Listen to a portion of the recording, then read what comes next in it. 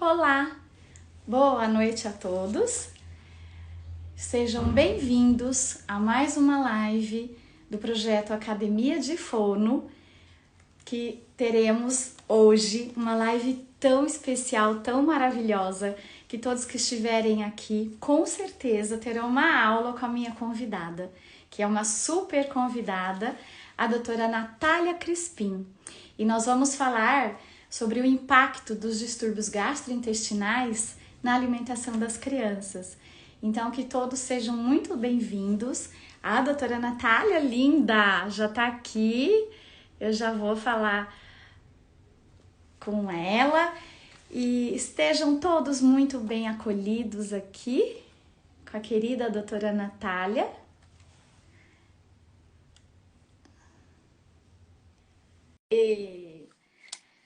Hoje a nossa live. Oi, Tiago! Oi, Arthur! Oi, doutora Natália! Boa noite! Boa noite, Eliane, tudo bem? Que coisa boa te ver! Então, até que enfim chegou nosso dia, né? Que a gente teve um probleminha aí da última vez. Pois é, doutora Natália, mas eu vou te dizer que eu estava tão ansiosa para essa live. Eu falei para várias amigas fonoaudiólogas, para várias amigas terapeutas ocupacionais. Aqui em Campinas. Fica nervosa, assim. Aqui em Campinas, eu não sei se você conhece, tem uma clínica chamada Respirare de otorrinos. Então eu falei, vocês precisam ouvir, doutora Natália. Então, assim, eu falei, além dela ser uma pessoa linda por fora, ela é linda por dentro. Cada vez que eu vejo as suas postagens, as coisas como você fala do seu trabalho, das suas crianças, e o seu local de trabalho tem uma harmonia, é muito lindo. Então, acho que tudo isso floresce no seu dia a dia, né? E tem uma colega até que ela é pediatra na minha cidade natal, que é Barretos. Você é de Barretos? Não sabia. Eu sou de Barretos. Pertinho.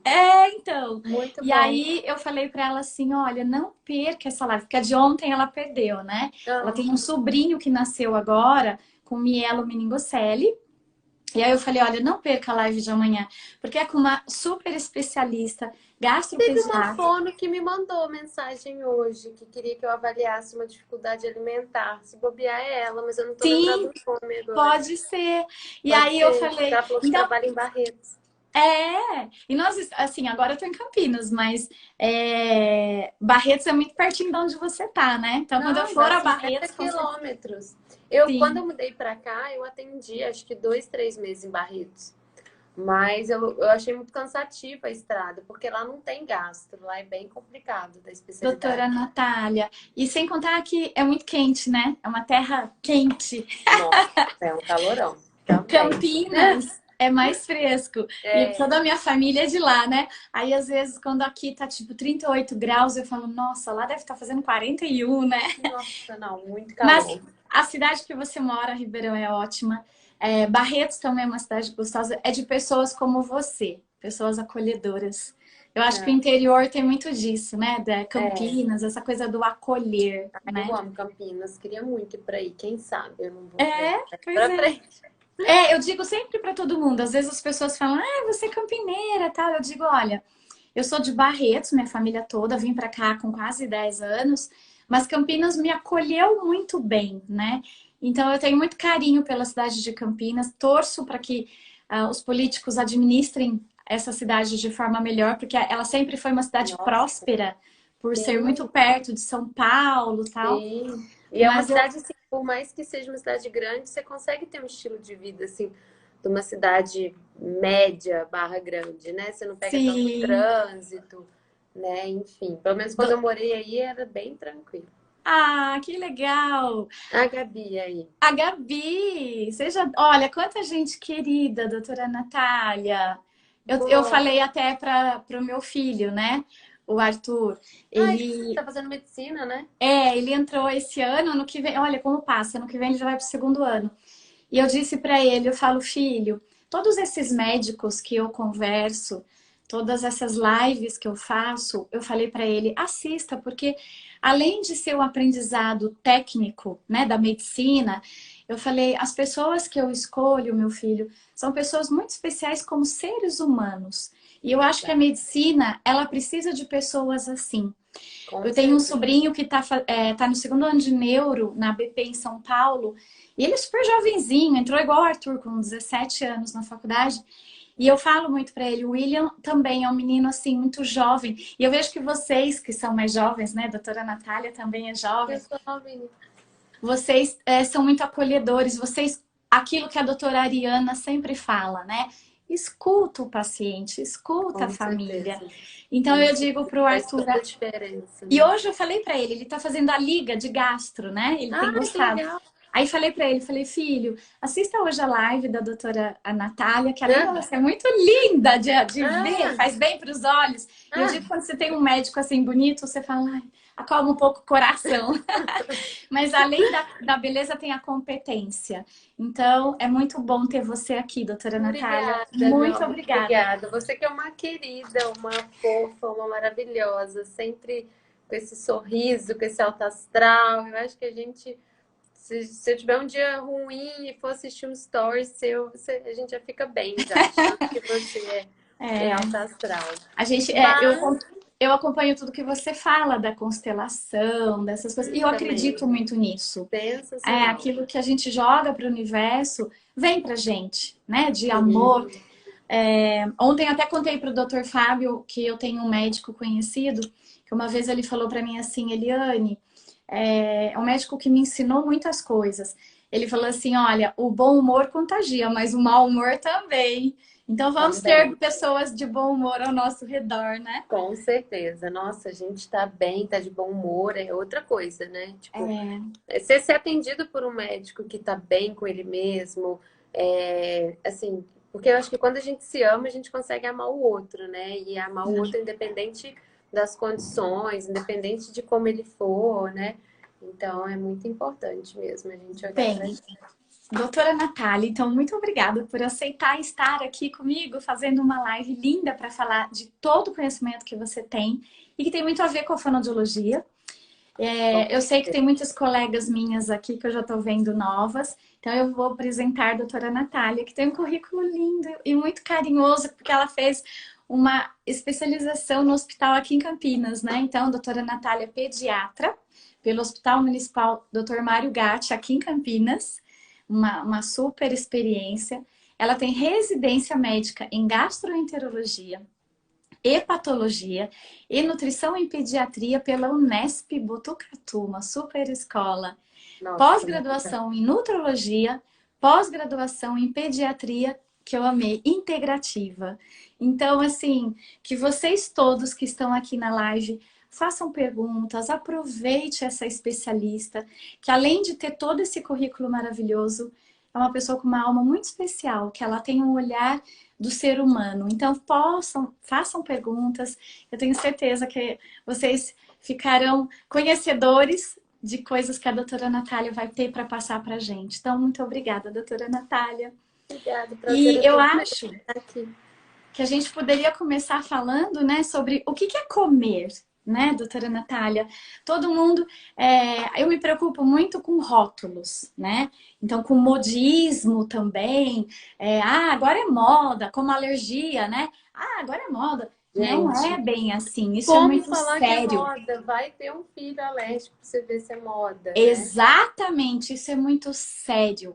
Então, falar sobre as alterações gastrointestinais relacionadas à alimentação é muito sério. E falar sobre comer também é muito sério, né? Sim, eu acho muito importante a gente fazer essa introdução, né? A gente falar um pouquinho, mesmo que brevemente, sobre o que é comer, porque muitos profissionais da saúde, sabe, Eliane? Muitos pediatras, até assim, estudantes de medicina, eu também sou professora aqui da Faculdade de Medicina, então muitas vezes os alunos vão passar o caso da criança e falam, ai, doutora, a mãe fala que não come, mas aí, ó, como é que tá bem? Não tá magro, não tá desnutrido, então come, né, doutora? E a gente tem que ir tirando essa crença sobre o comer e a gente tem que abrir na nossa cabeça, principalmente dos pediatras, né, dos profissionais aí que acompanham a criança desde o início de perto, sobre isso. Então, assim, Quando a gente fala de comer, a gente não está falando apenas do mero ato biológico de nutrir o nosso corpo e nossas células, né? Eu brinco, não é só sentar, enfiar uma coisa na boca, mastigar e engolir. Não, quando a gente fala do homem, quando a gente fala do homem que come ou da pessoa que come, a gente está levando em consideração todos os seus aspectos culturais, sociais, né? E quando a gente fala da criança que come, a gente vai ter que ter algumas habilidades dessa criança. Eu preciso que ela tenha uma autorregulação, porque senão a gente vai ter, por exemplo, o refluxo gastroesofágico, se essa criança ela come, come, come sem fim e ultrapassa a capacidade gástrica dela, por exemplo. A gente tem que ter maturidade renal e digestiva. Então, por exemplo, eu não posso pegar um prematuro de 34, 33 semanas e querer dar um leite de vaca cru para ele, porque vai dar ruim, né? Porque eu preciso dessa maturidade. O leite tem muita proteína, né? A gente sabe que o leite de vaca tem uma proteína maior do que a do leite materno, enfim. Eu preciso de uma maturidade neuromotora, né? Então, se eu tenho um bebezinho de 3 meses e meio, 4 meses, como a gente ainda vê em pleno século XXI por aí, que não consegue, não tem competência nem para ficar sentadinho, ainda não segura totalmente, né? A cervical dele. Como que a gente vai dar comida para esse bebê? Ele não tem ainda maturidade neurológica para isso. A gente tem que ter o processamento sensorial dessa criança muito fino, né? Isso. Então, eu tô vendo, não sei você, mas com certeza, mais do que eu, se bobear, muitas crianças que depois da pandemia, por ficarem muito em casa, por terem diminuído os estímulos externos e ambientais, como a grama, um animalzinho, a natureza, né? Brincar descalço, sempre assim, tá brincando no piso e tudo, que foi até assim regredindo nessa questão sensorial. Mas eu vou falar um pouquinho, né? Espero que a Eliane também contribua em relação a essa questão sensorial. Mas a gente precisa de ter esse processamento bem legal, né? A gente precisa de funções cognitivas, porque eu vou explicar para vocês quais são as habilidades que as crianças, gastrointestinais que as crianças têm e quais são as que elas aprendem, né? Isso. E a gente precisa de ter também habilidades psicossociais, porque, por exemplo, se eu pegar uma criança, né? A gente tem até aquela história que muita gente achava que era filme da Disney, mas que realmente foi verídico, do menino lobo, né? Sim. Então, se eu pegar um bebê e largar ele no meio de uns cachorros, ele vai aprender a andar em 4 apoios, né? Então, assim, eu preciso também de habilidades psicossociais, eu preciso de uma família estruturada, eu preciso de tudo isso. E muito interessante que isso tudo, muito antes da criança falar, antes dela ter uma comunicação verbal, né? Verdade. A gente precisa de tudo isso. E aí, então assim, não dá para falar, a gente já começa aqui desmistificando a questão de que comer é só sentar, botar na boca e engolir, porque não é, olha o tanto de coisa que eu já trouxe. Doutora Nath, que lindo tudo isso que você falou, porque vai de encontro com que tudo a gente tem visto todos os dias no consultório, com os estudos que estão surgindo. Você falou da questão sensorial, né? Cada vez mais está sendo estudada essa questão sensorial da criança que não pisa na grama, da criança que não gosta de cortar o cabelo, escovar os dentes, etiqueta. A blusa, e é engraçado. Você falou das crenças, e isso é tão importante porque as crenças, elas são... o que são as crenças? Elas são passadas de pai para filho, de mãe para avó, toda aquela história toda. Então, assim, se a minha avó fazia assim, a minha mãe faz assim, eu vou fazer assim também. Mas antigamente não tinha nada disso. Mas antigamente a gente não tinha uma mãe que trabalhava tanto. A alimentação não era tão industrializada, hipercalórica, com açúcar, com corante. Então, assim, tudo mudou. E eu tô ouvindo você falar, e eu falei, gente... Olha como comer envolve tantos aspectos. Isso. E puxando para a fonoaudiologia, alimentar, a gente pensa que comer é o ato de engolir. Mas não, o comer está no olhar, no sentir o cheiro, no paladar, no tocar essa comida. E também o comer está envolvido com essa crença toda, né? O que eu oferto? Eu sou vegetariana? Eu sou vegana? Que tipo de alimento eu vou dar para o meu filho? E todo mundo pensa que comer é fácil, mas fonoaudiologicamente falando, a gente trabalha 26 músculos, 6 pares de nervos cranianos, Quer dizer, envolve todo esse que você falou, do respiratório, do gástrico. Então, comer não é fácil, né? E outra coisa, a gente acha muitas vezes que comer é a prioridade, a primeira necessidade de sobrevivência do ser humano, né? Muitas vezes a mãe chega lá e fala, doutora do céu, mas não sei o quê, porque esse menino vai morrer. E não é, gente. Na verdade, é a terceira, né? A primeira necessidade é respirar. Se a gente parar de respirar 2 minutos, 5 minutos, a gente já entra em hipóxia e pode, né? Enfim, ter várias complicações em relação a isso. Depois a gente precisa se hidratar, né? Porque se a gente não beber nada de líquido, a gente vai também ter consequências. E depois que a gente vai comer, né? E aí, falando um pouquinho da parte gastrointestinal, o que acontece, gente? O bebê, ele nasce com um reflexo primitivo, né? Que é um reflexo da sucção, que é quando a gente encosta assim, ó, o dedo perto da boquinha dele, ele vai, né, atrás para poder já querer sugar aquilo, né? Gente, eu tô encantada com você falando disso, porque isso é tão importante, falar dos reflexos. Porque ele vai com o desenvolvimento e amadurece. Por isso que o bebê, a hora que o pai pega, eles dão risada que o bebê vai mamar no pai. É reflexo, né? Exatamente, é totalmente reflexo. Claro, a gente está falando de um bebê que nasceu com condições, né, neurológicas, a termo, tudo direitinho, normal, né? Se eu falar de um bebê aqui que teve algum problema ali no parto, enfim, faltou oxigênio, já seria uma outra questão. Mas englobando as crianças como um todo, elas nascem com esse reflexo de sucção. E esse reflexo, tanto que assim, né, a gente fala hoje da golden hour, de nascer e já botar no peito, porque a gente quer mesmo que ele sugue, né, que ele mame. A gente tem algumas questões, né, por exemplo, como o freno lingual, como uma pega incorreta, um mamilo plano, enfim, que podem sim atrapalhar essa questão. Mas se você pegar uma luva, botar um dedo na boca dele, ele vai sugar, é isso que a gente quer, né? Então, se a gente for olhar nessa perspectiva, ok, o bebê ele nasce sabendo mamar, né? Mas ele ainda não sabe comer. E como é que isso vai desenvolvendo, então?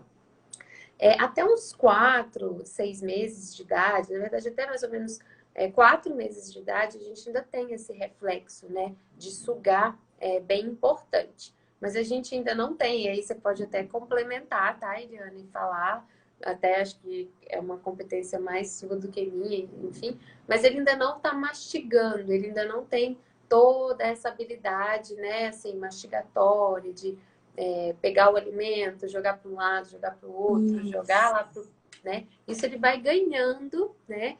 A partir do momento também que ele vai ganhando mais competência da parte, como eu vou falar, de sentar mesmo, né? De sustentar o pescoço, de sustentar o tronco. Por isso que a gente bate tanto na tecla hoje de fazer a introdução alimentar depois dos 6 meses e sinais de prontidão. Porque essa criança, por que chama sinais de prontidão? Porque essa criança ela vai estar pronta para comer quando ela alcançar, quando ela tiver, né, esses sinais, né? Quando ela tiver interesse pela comida, quando ela já estiver bem sentadinha, quando ela diminuir um pouco do reflexo de protusão da língua, que é ficar... Perfeito, doutora Natália. Né? Então, assim, você sabe que as crianças têm mães, porque a gente sabe que a gente idealiza o filho, né? Eu costumo dizer que a gente idealiza até a faculdade que esse filho vai fazer, com quem ele vai casar, aquela história toda. E aí, isso que você está falando dos sinais de prontidão é tão importante, porque na introdução alimentar, essa mãe fica tão preocupada. Qual o prato que eu vou usar? Qual a colher que eu vou usar? Qual o cadeirão que eu vou comprar? Que alimento eu vou... Mas esses sinais de prontidão que é do bebê, qual o método que eu vou usar? Eu mesma recebi um bebê com 6 meses, que a mãe chegou para mim e falou, quero fazer o BLW. Mas ele nem sentava sozinho, ele era um bebê, ele teve refluxo, ele era um bebê mais molinho, porque ele era um bebê chorão, assim, que ele tinha muito desconforto. Então ele era um bebê de muito colo. Então, isso que você falou do desenvolvimento motor é importante. Eu falei, olha, nesse momento não dá para fazer BLW. A gente vai trabalhar, vamos fazer a participativa. E com 10 meses foi feito. Então, esses sinais de prontidão que você está falando é importantíssimo. Importantíssimo, sabe por quê, gente? Porque depois esses pacientes chegam para mim, tá? Para avaliar se tem alguma questão gastrointestinal. Chegam para Eliane e são bebês que tiveram uma experiência de introdução alimentar muito ruim, né? Por quê? Porque introduziu muito cedo, porque ele não estava pronto. Muitas vezes, eu vou falar mais para frente, mas muitas vezes a gente tem uma criança, porque assim, Eliane e pessoal, né? Uma criança, ela tem tudo para regurgitar, né? Dentro dos distúrbios funcionais gastrointestinais, entra a regurgitação do lactente. Esse distúrbio, ele chega a afetar 64% das crianças. É muita coisa. 64% é assim, mais da metade das crianças, tá? Mas quando a gente fala, né, já vou entrar então um pouco nessa questão aí dos distúrbios gastrointestinais, quando a gente fala dessa regurgitação, a gente está falando de algo que é fisiológico. O que é algo fisiológico? Que é meio que esperado que aconteça, tá? É algo que não é uma doença, não é uma condição orgânica, patológica, mas é porque a gente realmente espera que isso aconteça. Por que a gente espera que um bebê regurgite? Só para vocês entenderem, porque eu sempre explico isso para as mães, né? Para elas ficarem mais calmas e não acharem que os filhos delas são uns ETs, assim, diferentes de todos. O bebê, ele tem uma capacidade gástrica, assim, se a gente for dar uma forçadinha de barra, que é do tamanho da mãozinha dele fechada, tá? Então, pega a mãozinha do bebê e fecha, né? E assim, isso quando o bebê passa de 2 meses, porque o bebezinho que nasce é do tamanho de uma cerejinha o estômago dele, né? Depois começa a ir pro tamanho de uma azeitona e aí vai aumentando conforme ele vai ganhando capacidade de mamar ali e se desenvolvendo, né? Da parte anatômica. Mas o estômago dele é muito pequenininho.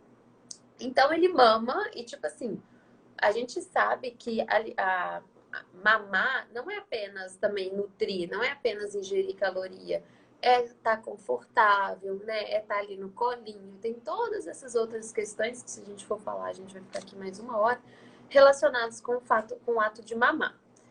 Além disso, o estômago do adulto, ele é mais ou menos assim. Então, aqui estaria o nosso esôfago e o estômago aqui. Então, o estômago do adulto, ele tem um ângulo aqui que é chamado de ângulo de His, que ele é um pouquinho mais assim. Então, quando o adulto ele come, vai enchendo aqui essa parte e dá uma empurrada no esfíncter que a gente tem, e aí ajuda a fechar. Ou seja, para nós adultos, comer um pouquinho a mais ou comer uma quantidade que eu vou encher meu estômago faz com que meu esfíncter se feche. Na criança é assim, ó. Então, no adulto é assim, na criança é assim. Ou seja, tudo que vem aqui tem uma chance muito maior de refluir. Além disso, a gente adulto, a gente come coisas sólidas, a criança vai tomar somente líquido. Toma um copão de água e deita pra você ver se você não sente até a água fazer barulho, né? E além disso, olha o tamanho, eu sempre falo isso para as mães, né? Olha o tamanho do meu tronco, que é desse tamanho, e olha o bebezinho, gente. Tem que caber tudo que é órgão ali naquela barriga, tem que caber fígado, vesícula, pâncreas, bexiga, intestino, que tem 6 metros, você tem que enrolar naquela barriguinha. Ou seja, a pressão intraabdominal do bebê é aumentada. E para ajudar só mais um pouquinho, a gente pega o bebê aonde? Aqui. A gente fecha a fraldinha onde? Na barriga. Então, tudo isso vai fazer com que esse bebê tenha uma regurgitação, né? E se eu tô falando, então, só para voltar para o meu raciocínio anterior, se eu tô falando, então, que eu tenho um bebê que... Qual que é o pico, na verdade, do refluxo? 3, 4 meses, tá? Por quê? Porque é uma época que o bebê tem uma capacidade gástrica aumentada, ele já sabe mamar e sabe mamar bem, esse fluxo de leite já tá muito bom, e ele começa a se movimentar mais, ele já começa a querer rolar, ele já começa a querer fazer um pouquinho de força, né, abdominal, e aí você vai no pico do refluxo, que é 4 meses de idade, e vamos começar a introdução alimentar. Você bagunça tudo, entendeu? E aí a criança ela pode muitas vezes confundir o desconforto da regurgitação com essa questão da introdução alimentar. Ela tem que dar conta disso tudo. A gente pode ter experiências negativas de, por exemplo, um engasgo, né? Ou coisas desse tipo. Sim. e isso piorar tudo. Então, assim, recadinho número 1 da live, introdução alimentar com 6 meses, porque antes pode virar meleca, Sim. tá? Doutora Nath, isso que você está falando é tão importante, porque você falou sobre essa coisa do regurgitar, porque o leite é homogêneo, ele é fino, né? Ele não tem nem o peso de um alimento. E às vezes eu falo para as mães assim: ai, Eliane, ele vomitou tanto. Aí eu falo: que horas ele vomitou? Ah, então, ele acabou de mamar, fez cocô, eu fui trocar. Ele vai vomitar, né, Vai, doutora você Nath? deitou ele. Esse esfíncter é muito. Como é que fala? Ai, incompetente. Ele volta mesmo, né? Não, você deu uma aula. Eu tô Eu encantada. sempre explico isso, eu mostro o desenho do estômago para as mães ficarem mais tranquilas. Eu gosto muito também, Leandro, de fazer um score do refluxo, que eu vou Ah, perguntando, eu vou fazendo algumas perguntas em relação à quantidade, à frequência, se ele já engasgou, se ele já ficou roxo, todas essas questões. Nossa filha linda que é isso. Para a gente poder quantificar, ter isso mais ali palpável, porque aí muitas vezes a mãe ela se enrola tanto, tipo assim, ai, é, ela não sabe se ele regurgita toda hora, se é 3 vezes por dia. Então, quando você faz esse score e põe a nota final, aí você dá algumas orientações, né? Posturais, alimentares, enfim. Até eu gosto muito da osteopatia, para quando a gente tem esses bebezinhos sim. que regurgitam muito. Quando ela volta, a gente faz novamente esse score e a gente consegue perceber que, tipo, de 25 foi para 10. E aí a mãe fala, ah, doutora, não melhorou tanto. Eu falo, não, mas olha aqui, o score Sim. era 25, agora tá 10. Então ele melhorou sim. Tá, Ai, gente? doutora Então, Nath, eu tô vendo aqui, ó, tem tantas médicas e tantas amigas. Tem a Cris é, Fuji, a Rosana. Olha, cada pessoa maravilhosa. Então, assim, eu tenho certeza que todos que estão aqui, por favor, aproveitem todas essas explicações que a doutora Nath está dando, porque eu acho que mais do que entender, ah, meu filho não come, ah, meu paciente não come, é ter esse raciocínio que você está passando, né, doutora Natália? E com certeza. brilhantemente. Então, aproveitem, façam perguntas, porque é muito sério. A gente tem agora na nossa frente uma gastropediatra super especializada e que pode esclarecer as nossas dúvidas, né? Porque eu também, quando tenho dúvida, doutora Nath, eu ligo para o médico, eu faço pergunta, né? Com Faço a certeza, é assim que a troca. gente vai aprendendo, nossa. E isso Às que você está vezes falando. sim, às vezes é uma coisa boba que acontece, que eu pergunto para um colega, esse colega fala, ah, eu faço assim, aí eu falo, nossa, deixa eu estudar isso. É muito Então, importante. Isso que você está falando do desenvolvimento, né? Da maturação do sistema digestivo é super importante. sim, sim. E aí, eu até. Gente, eu passei um script para Eliane, mas Eliane, eu não vou seguir muito script, não. Vou falar mais ou menos o que tá Sim, encaixando vamos, aqui, tá bom? claro, claro. E também vai surgindo pergunta, ó, o que você acha sobre o omeprazol? Boa. Eu Vamos tô deixar para querendo mais. fazer até uma live, Vamos, omeprazol, mocinho vamos ou mais para. bandido, É, tá? acho que a gente pode continuar nosso raciocínio, né? Beleza, mas eu respondo no final. Mas assim, Sim, omeprazol é o seguinte, é necessário muitas vezes sim, tá? A gente acabou perdendo aí do mercado a ranitidina, que era muito usado, né? O Label, porque era um dos únicos antiácidos que a gente tinha em forma líquida, que ajudava bastante, né? E é. num preço também acessível, né? Isabela usou muito. Mas a gente perdeu. E assim, eu tô me abrindo bastante para novas terapêuticas mais naturais, como tinturas, chás, enfim, umas coisinhas mais natural que tem funcionado e que tem sido bem interessante. Mas Tá. enfim. Mas só voltando então um pouquinho na questão do comer, né? Que quando a gente fala, então assim, vamos imaginar que a gente está com uma criança que realmente tem um distúrbio alimentar, tem um problema alimentar, né? E assim, a gente tem até umas causas para isso, né, Eliane? A gente tem uma certa predisposição genética, geralmente os Sim, pais das crianças com dificuldades alimentares, ou a mãe ou o pai, tiveram na infância alguma questão ali. sim. A gente tem essas crianças que no início da vida tiveram muitas questões gastrointestinais, então é muito importante você que está diante de uma criança com dificuldade alimentar perguntar como que foram as cólicas, se teve muita cólica ou não, se tinha muito refluxo ou não. se precisou fazer alguma cirurgia, né? Ou gastrointestinal ou não, ou qualquer outro tipo de cirurgia. A gente sabe hoje que o primeiro filho, as pesquisas mostram que o primeiro filho, geralmente, ele tem uma chance maior de ter dificuldade alimentar. A criança que ela não mamou no peito, por isso que a gente bate tanto, né, Eliane, no aleitamento materno. A gente sabe que ele tem uma certa questão também, e eu vou falar rapidinho disso, porque... Ai, menina, acho que a gente vai ter que fazer 2 lives. Porque o que acontece? Rapidinho, gente, só pra vocês entenderem.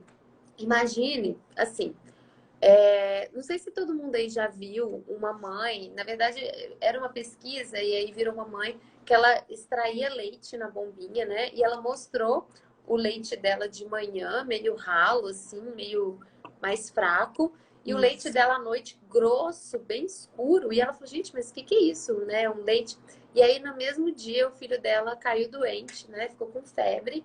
E aí ela falou, caraca, o meu organismo sabia o que meu filho ia precisar e ele mesmo já deu um jeito de mudar, né? Então você imagina um leite que muda de manhã, de tarde, de noite e que também muda o sabor de acordo com o que a mãe come, né?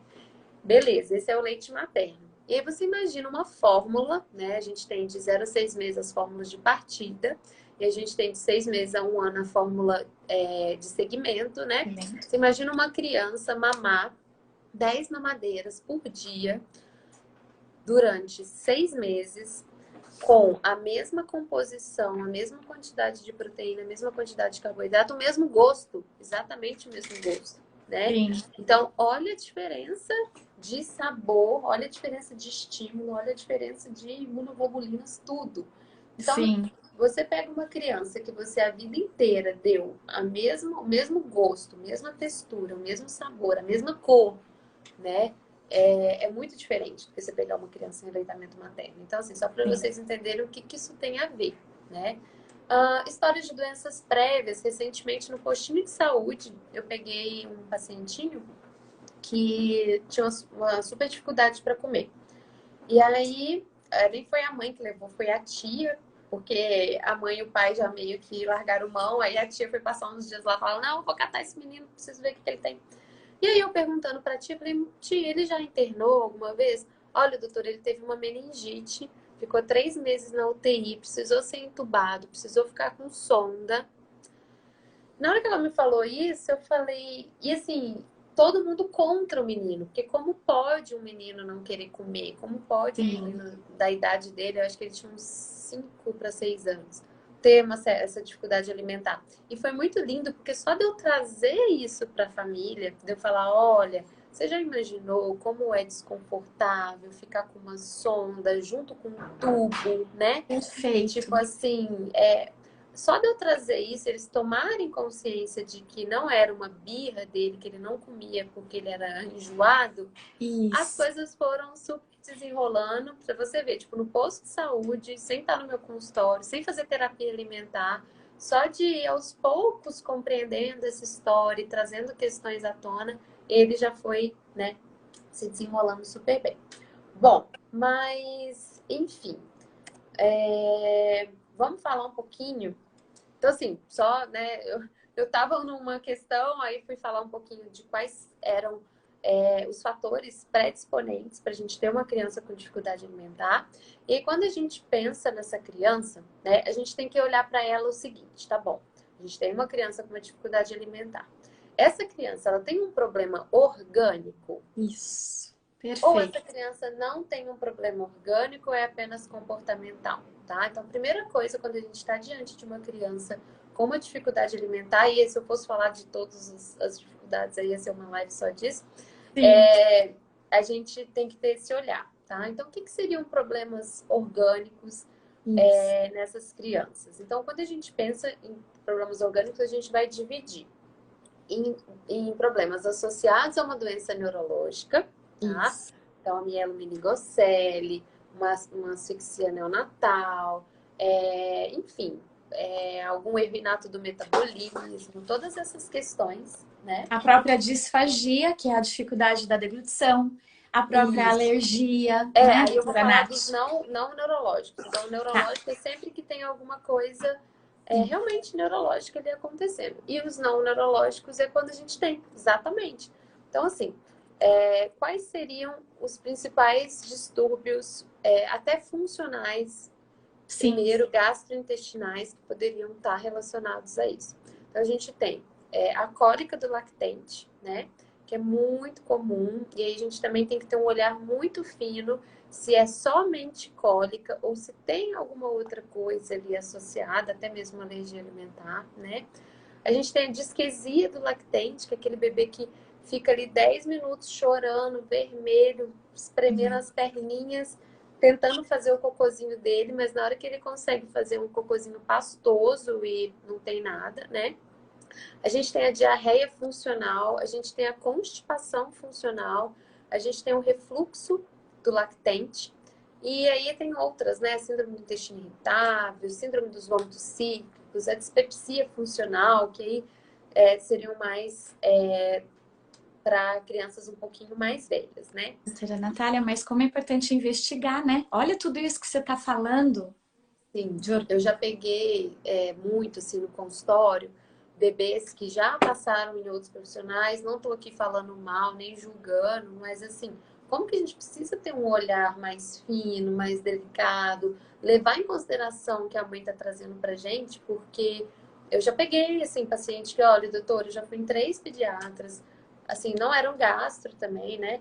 E eles falaram que é cólica, que eu não tenho o que fazer. Isso que eu ia E falar aí eu agora. falei, olha, mas não sei, porque tem isso, tem isso, tem isso, tem isso, tem isso, tem isso pra gente falar de alergia.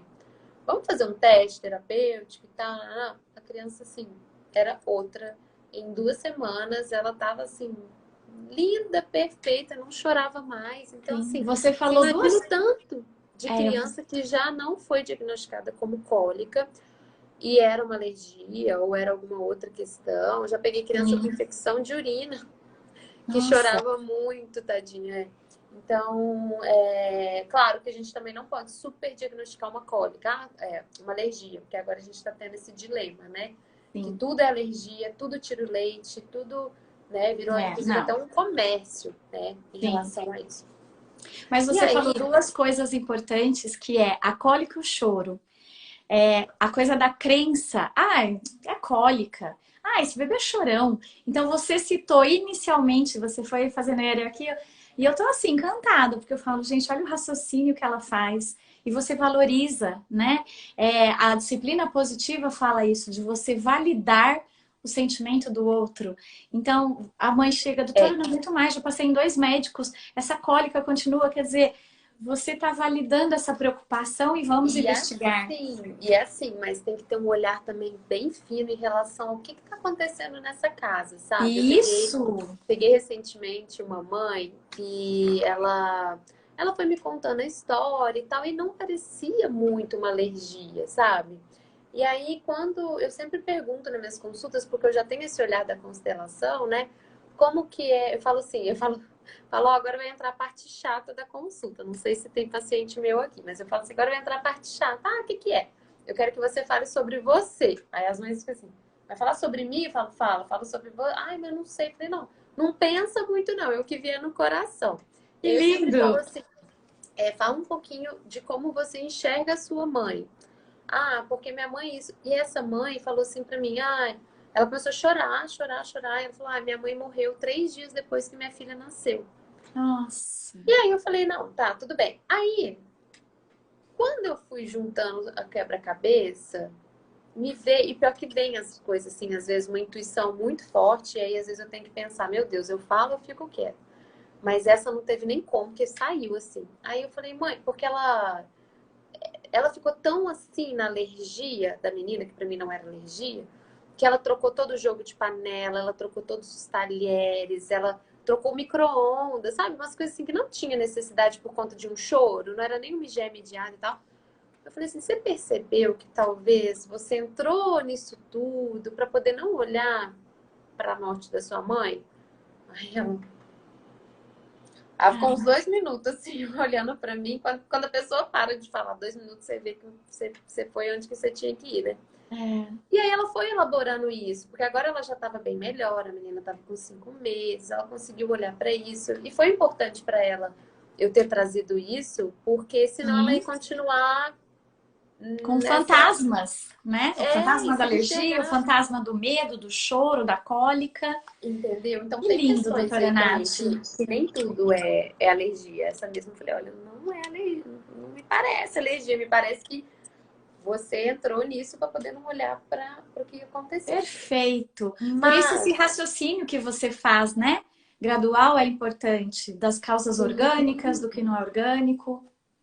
recentemente eu atendi um bebezinho também, até telemedicina, acho que era do Paraná. Muito choroso, chorava, chorava, chorava, chorava. Eu falei, olha, eu quero uma avaliação de um osteopata. E aí o osteopata viu que ele estava com um torcicolo. Psicólogo.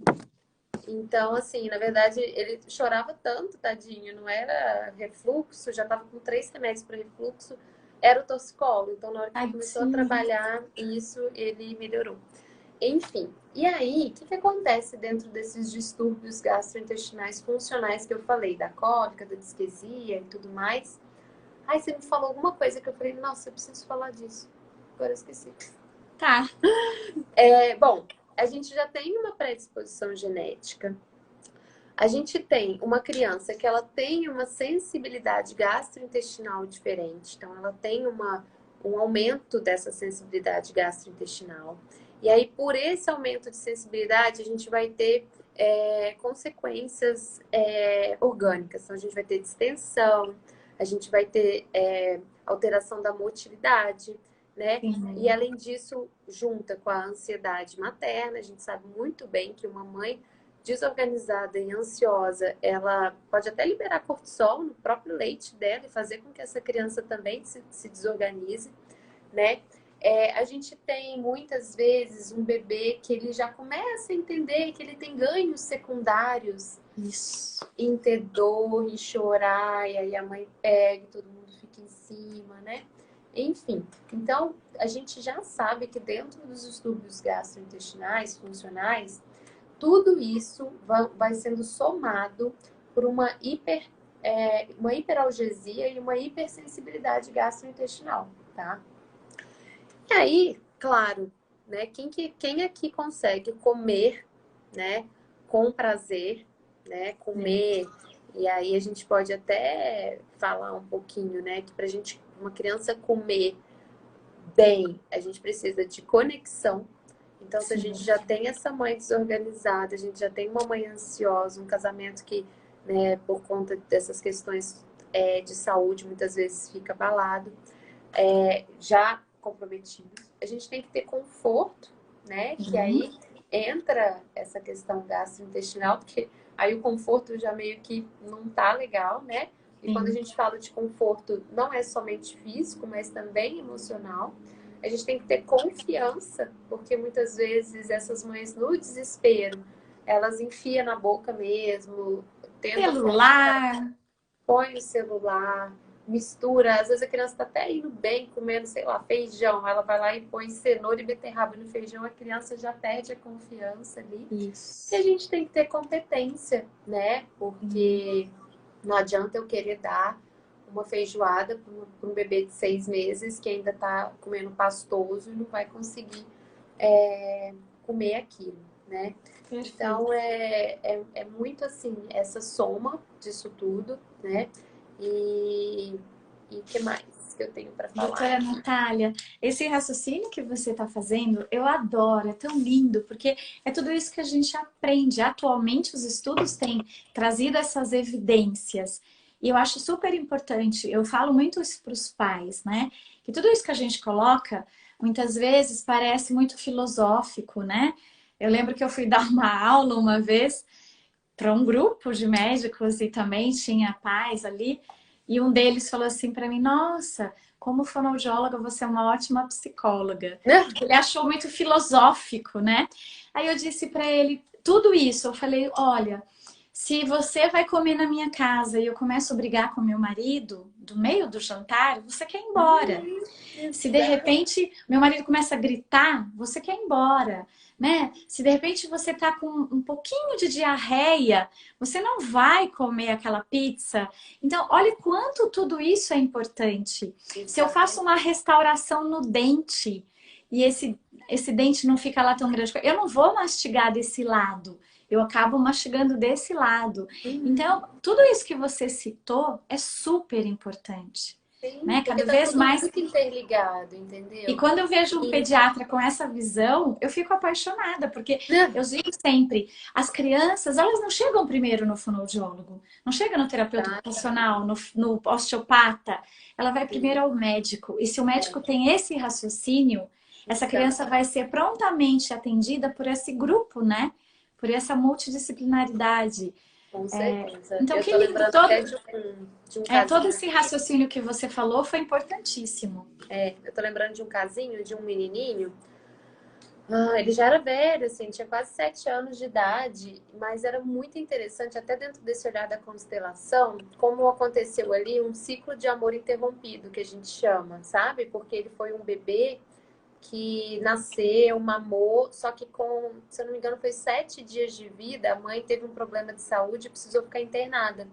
E aí ele ficou separado da mãe, sabe?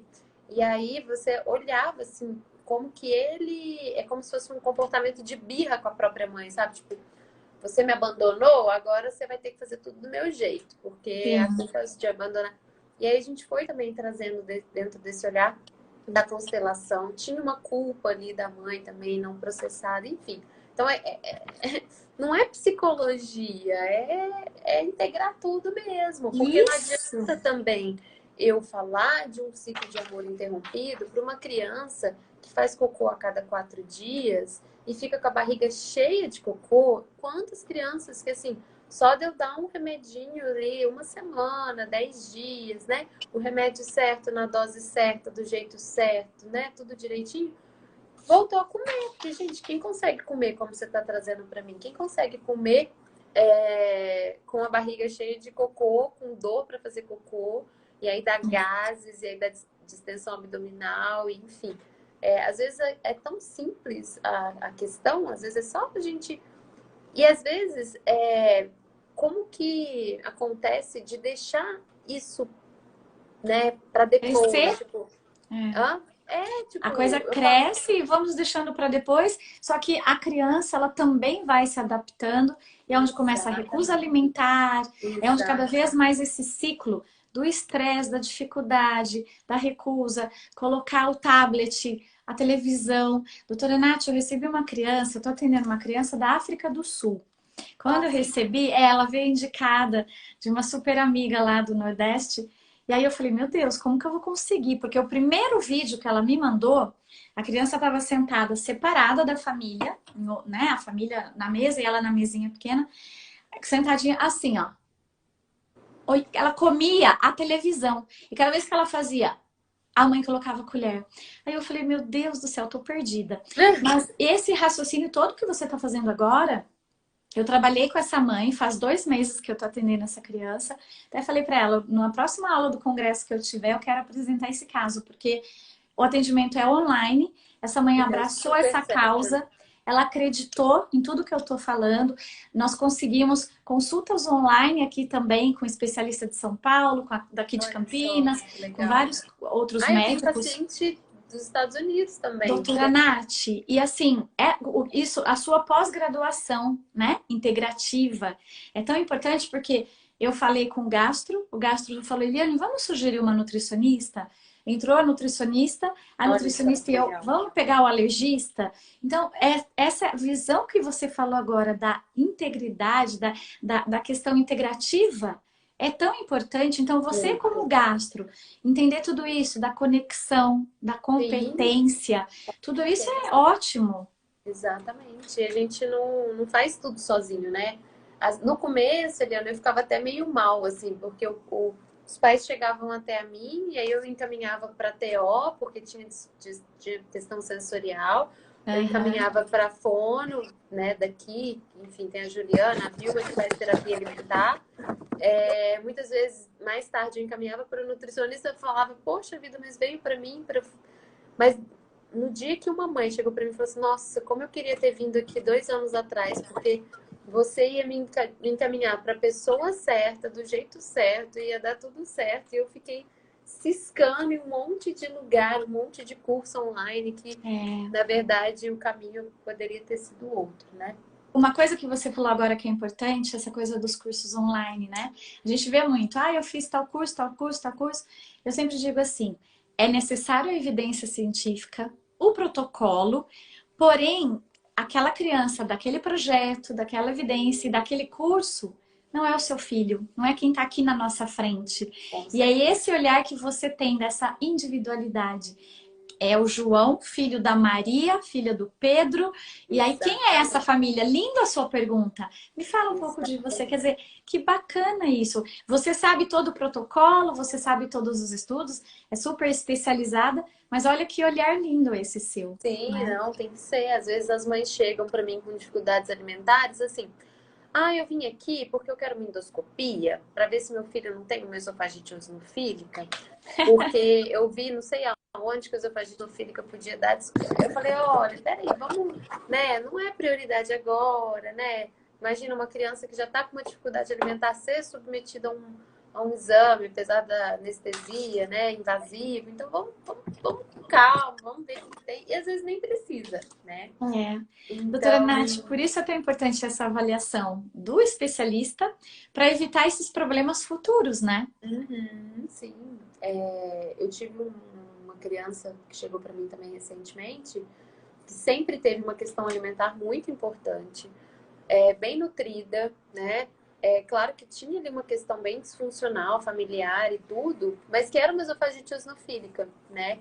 E aí também é uma criança que foi taxada há muito tempo como chata para comer, como difícil para comer, e tinha algo orgânico, precisava ser olhado, precisava ser tratado. Então, assim, o recado, né, que eu quero deixar, a gente tá quase acabando, amiga. Você viu que tem mais 8 minutos? Meu Deus do céu, 8 minutinhos.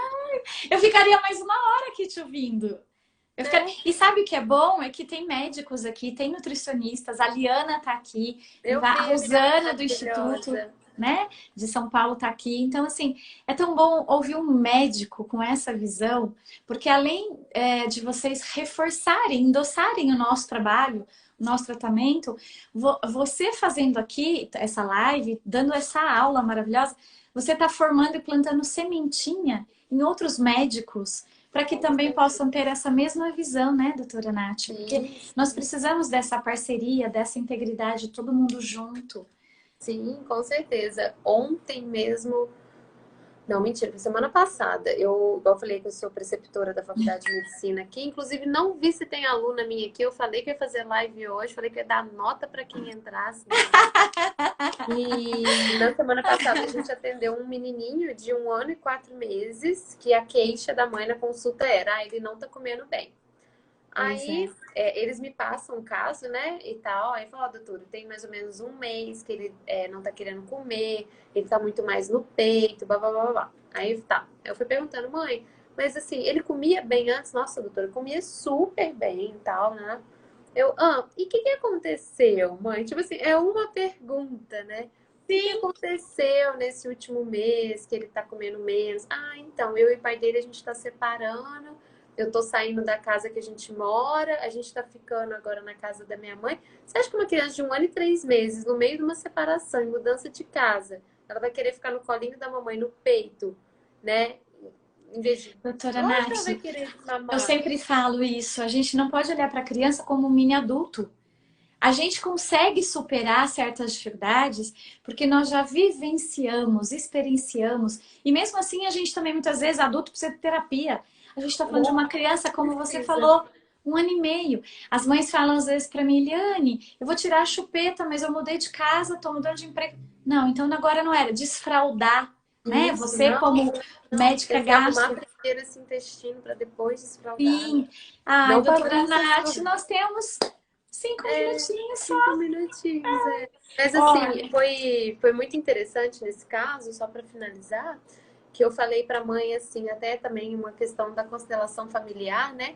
Eu falei, mãe, quando ele estiver meio que quase dormindo no seu colo, você pode trazer para ele a seguinte frase, que ele é criança e você é adulto, que vocês são adultos, vocês vão saber qual que vai ser a forma mais elevada e a melhor forma para lidar com isso tudo, e que ele não precisa se preocupar com isso, né? Porque as crianças, elas, Lindo. por amor aos pais, elas sempre querem ajudar os pais, né? Então, os pais estão estressados, eles estressam juntos, os pais estão se Nossa. separando, eles querem ajudar. Então, a gente tem que trazer isso para a criança, que ela é apenas criança e que ela pode ser criança, que eles dão conta, que aquilo não é da conta dela. E aí você vai falar, ah, Natália, mas pelo amor de Deus, você vai falar uma frase e a criança vai mudar? Muitas vezes sim, muitas vezes aquilo é o que ela precisava para ela falar, ai, ufa, então eu posso só brincar e mamar e dormir que tá tudo certo, né? Eu Não, tenho a doutora permissão. Nath, que lindo isso que você está falando. Você sabe que eu tenho uma criança que ela é hiperativa. E a mãe, ele tem 4 anos. E a mãe chegava no consultório e falava assim: ai, ganhou o brinquedo do Dia das Crianças? Já quebrou tudo, ele é um terror. Ah, ganha. Eu não compro brinquedo caro. Porque... Aí até o dia que eu falei pra ela, eu falei: olha, para de falar isso. Ah, mas às vezes eu falo, solto, ele já nem liga mais. Eu falei: não, ele tá acreditando nisso. Porque você é tão importante, você é um adulto significativo. Se a gente puxar para a área da fono da linguagem, você é um adulto significativo na vida dele. Então vamos mudar nossa fala. As palavras têm poderes, Oh, né? Então, nossa. ai, doutora Nath, eu estou tão empolgada. Eu ficaria mais uma hora aqui, eu tenho certeza. A nossa live, ela vai ficar gravada. Eu vou deixar ela gravadinha. Eu não vou deixar completar às 8h30, porque às vezes o Instagram derruba, Cai, né? É verdade. E aí, quando ele derruba, ele não deixa salvar. E eu Não, preciso pelo amor de muito Deus. salvar essa live, porque foi uma aula, né? Ai, que bom, meu Eu amor. espero que todos que estejam aqui tenham adorado, se deliciado com essa médica maravilhosa, que além de competente, é linda, tem essa alma. Eu falei para todo mundo que ficasse até o final, porque essa alma é linda. Essa observação do ser humano. Então, doutora Nath, muito obrigada por essa oportunidade, Eu viu? que Eu estou muito agradeço. feliz de estar aqui com você.